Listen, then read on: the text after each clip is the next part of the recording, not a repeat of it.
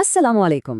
ఈ పవిత్ర రమజాన్ మాసంలో అల్లా కారుణ్యం మనందరిపై వర్షంలా కురుస్తున్న ఈ అద్భుతమైన సమయంలో మనల్ని ఆయనకు మరింత దగ్గర చేసే ఒక ప్రత్యేకమైన ఆరాధన గురించి మనం మాట్లాడుకోబోతున్నాం. దాని పేరే ఎతికాఫ్. ఇది కేవలం ఒక ఆచారం కాదండి, మన ఆత్మను శుద్ధి చేసుకునే ఒక గొప్ప ఆధ్యాత్మిక ప్రయాణం. పదండి ఈ ప్రయాణం గురించి వివరంగా తెలుసుకుందాం. ఒక్కసారి ఆలోచించండి, మన చుట్టూ ఉన్న ఈ ప్రపంచం మొత్తం ఎప్పుడూ శబ్దాలతో, రకరకాల పరధ్యానాలతో నిండిపోయి ఉంటుంది గదా.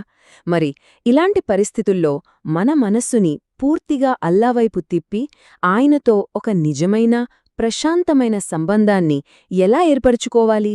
దీనికొక అద్భుతమైన సమాధానమే ఏతికాఫ్.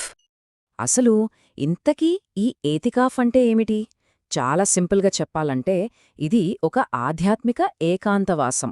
అంటే మనల్ని మనం బయటి ప్రపంచం నుంచి పూర్తిగా వేరు చేసుకుని ఒక ప్రత్యేకమైన చోట కేవలం అల్లాను ఆరాధించడానికే మన సమయాన్ని కేటాయించడం. ఇక్కడ అన్నిటికన్నా ముఖ్యమైనదేంతో తెలుసా? మన సంకల్పం, అదే నియట్.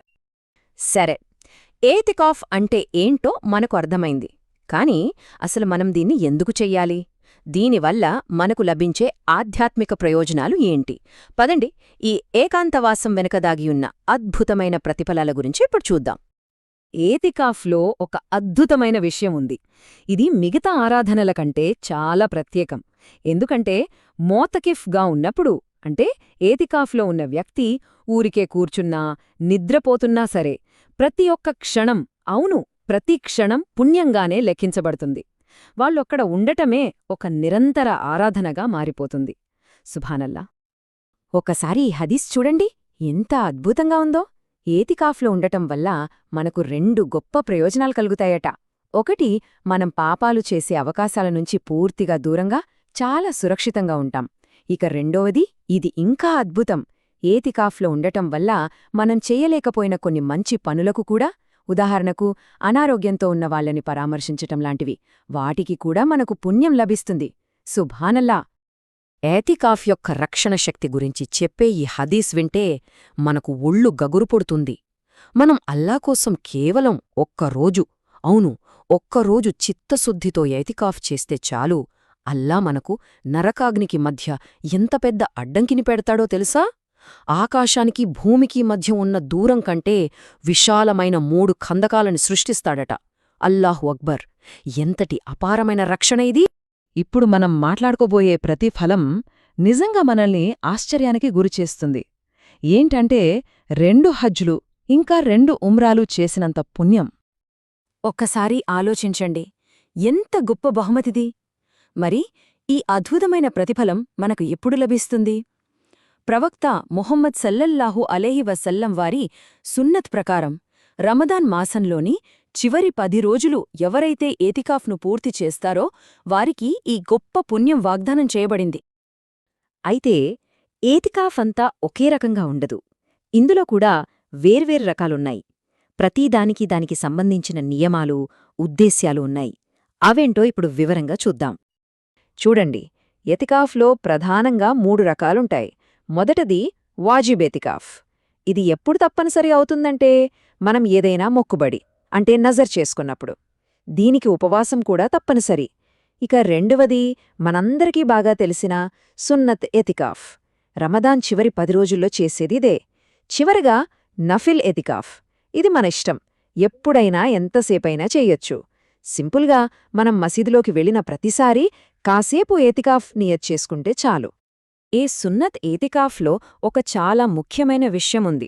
దీన్ని సున్నత్ అలల్ కిఫాయా అంటారు. అంటే ఇది ఒక సామూహిక బాధ్యత. ఒక ఊరిలో లేదా ఒక ప్రాంతంలో కనీసం ఒక్కరైనా సరే దీన్ని ఆచరిస్తే ఆ ఊరి ప్రజలందరి తరపున ఆ బాధ్యత తీరిపోయినట్టే. ఇది మన ఉమ్మా ఐక్యతకు ఒక గొప్ప నిదర్శనం. అయితే ఒకవేళ ఎవ్వరూ చేయకపోతే మాత్రం అందరూ బాధ్యులవుతారు. చూశారా ఎంత ముఖ్యమైనదో? సరే, ఏతికాఫ్లోని రకాలు, వాటి ప్రతిఫలాల గురించి తెలుసుకున్నాం. ఇప్పుడు దీన్ని ఎలా ఆచరించాలి? దీనికి పాటించాల్సిన ముఖ్యమైన నియమాలేంటి? ఎందుకంటే ఈ ఏకాంతవాసం యొక్క పవిత్రతను కాపాడుకోవడం చాలా ముఖ్యం. పదండి చూద్దాం. ఏతికాఫ్ ఎక్కడ చేయాలనే విషయంలో పురుషులకు, స్త్రీలకు వేర్వేరు మార్గదర్శకాలు ఉన్నాయి.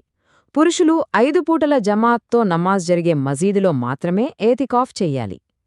ఇక స్త్రీల విషయానికొస్తే వాళ్ళు తమ సొంత ఇంట్లోనే నమాజ్ చేసుకోవడానికి కేటాయించిన ఒక ప్రశాంతమైన ఏకాంత ప్రదేశంలో ఏతికాఫ్ చేయవచ్చు. ఏతికాఫ్ ఎప్పుడు భంగమవుతుంది? ఇది చాలా ముఖ్యమైన విషయం, కాబట్టి జాగ్రత్తగా గమనించండి. షరియా ప్రకారం సరైన, అనుమతించబడిన కారణం లేకుండా మనం ఏతికాఫ్ కోసం నిర్దేశించుకున్న ప్రదేశాన్ని వదిలి బయటకి వెళ్తే అది మనం పొరపాటున చేసినా సరే ఏతికాఫ్ రద్దయిపోతుంది. అందుకే ఈ విషయంలో చాలా జాగ్రత్తగా ఉండాలి. అయితే కొన్ని అత్యవసర పరిస్థితుల్లో బయటకు వెళ్లటానికి షరియా అనుమతి ఇచ్చింది. అవేంటంటే సహజ అవసరాలు తీర్చుకోవటానికి, అంటే టాయిలెట్కి వెళ్లటానికి, తప్పనిసరి అయిన వుజూ లేదా గుస్సుల్ స్నానం చెయ్యటానికి, అలాగే మనం ఉన్న మసీదులో జుమా జరగకపోతే జుమా నమాజ్ కోసం దగ్గరలోని జామియా మసీదుకు వెళ్లడానికి అనుమతి ఉంది. ఇక్కడ మనం గుర్తుంచుకోవాల్సిన విషయమేంటంటే పని అవ్వగానే ఒక్క క్షణం కూడా ఆలస్యం చెయ్యకుండా మళ్లీ ఏతికాఫ్ ప్రదేశానికి తిరిగి వచ్చేయాలి. సరే, ఏతికాఫ్ చేసేటప్పుడు మనలో చాలామందికి కొన్ని ప్రాక్టికల్ డౌట్స్ వస్తుంటాయి కదా, ఇది చేయొచ్చా, అది చేయకూడదా అని. ఇప్పుడు అలాంటి కొన్ని సాధారణ ప్రశ్నలకు సమాధానాలు చూద్దాం. ఇప్పుడు కొన్ని ముఖ్యమైన విషయాలు స్పష్టంగా తెలుసుకుందాం. చాలామంది ఏతికాఫ్ అంటే పూర్తి మౌనంగా ఉండిపోవాలి అనుకుంటారు, కానీ అది కరెక్ట్ కాదు. అవసరమైనంత వరకు మతపరమైన లేదా లౌకిక విషయాలు మాట్లాడొచ్చు, వ్యాపారం గురించి కూడా చర్చించవచ్చు, కానీ వస్తువుల్ని మసీదులోకి తీసుకురాకూడదు. ఇంకో ముఖ్యమైన విషయం, అనవసరమైన ఫోన్ కాల్స్. ఇవి మన ఏకాంతం యొక్క ఉద్దేశ్యాన్నే దెబ్బతీస్తాయి, కాబట్టి వీటిని వీలైనంతవరకు తగ్గించాలి. అలాగే కేవలం చల్లదనం కోసం స్నానం చేయడానికి బయటకు వెళ్లకూడదు, తప్పనిసరి అయితేనే వెళ్ళాలి.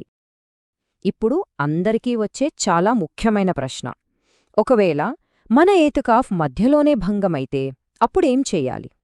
దీనికి సమాధానం మీరు ఏ రకమైన ఏతికాఫ్ చేస్తున్నారనే దానిమీద ఆధారపడి ఉంటుంది. చూడండి, ఒకవేళ మీరు చేస్తున్నది నఫిల్ ఏతికాఫ్ అయితే అది భంగమైనా ఫర్వాలేదు, దానికి ఖజా చేయాల్సిన అవసరం లేదు. అదే మీరు వాజిబ్ అంటే మొక్కుబడి ఏతికాఫ్ చేస్తుంటే అది మధ్యలో భంగమైతే మీరు మొక్కుకున్న రోజులన్నీ మళ్లీ మొదటినుంచి ఉపవాసంతో చేయాలి. ఇక సున్నత్ ఏతికాఫ్ విషయానికొస్తే ఏ రోజైతే భంగమైందో ఆ ఒక్కరోజుకి మాత్రమే ఉపవాసంతో ఖజా చేస్తే సరిపోతుంది.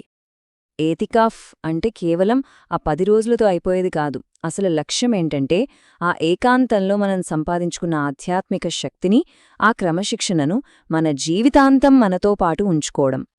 ఏతికాఫ్ ముగింపు ఎంత అందంగా ఉంటుందో చూడండి. 10 రోజుల పాటు లోతైన ఆధ్యాత్మిక ధ్యానంలో గడిపిన తర్వాత ఈద్ చంద్రుడు కనిపించగానే ఏతికాఫ్ ముగుస్తుంది. ఇది మనల్ని ధ్యానము అనే స్థితి నుంచి నేరుగా ఈద్ యొక్క ఆనంద సంభరాల్లోకి తీసుకువెళ్తుంది. ఎంత అద్భుతమైన మార్పు కదా! కాబట్టి ఈ విశ్లేషణ ముగించే ముందు మనందరం ఆలోచించాల్సిన ముఖ్యమైన ప్రశ్న ఇది.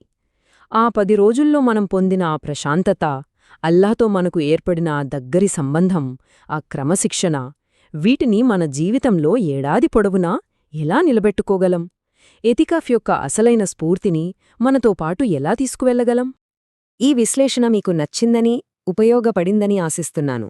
ఈ పవిత్ర రమదాన్లో ఏతికాఫ్ ఆచరించే భాగ్యాన్ని అల్లాహ్ మనందరికీ ప్రసాదించుగాక. ఆమీన్.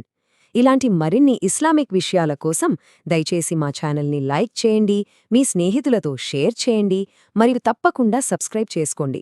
ఏతికాఫ్ గురించి మీకేమైనా అనుభవాలు ఉంటే వాటిని కింద కామెంట్స్లో మాతో పంచుకోండి. అస్సలాము అలైకుం.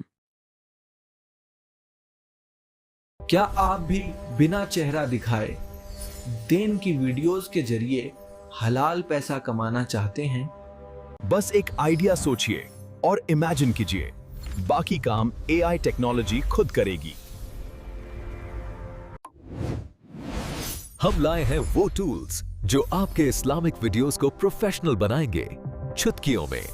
खुद को मोटिवेट करें और आज ही अपना चैनल क्रिएट करिए। घर बैठे शान से पैसे कमाएं।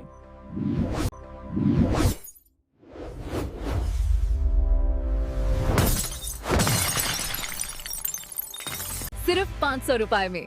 देर न करें, अभी 7997009288 नंबर पर व्हाट्सएप कीजिए और शुरू करें।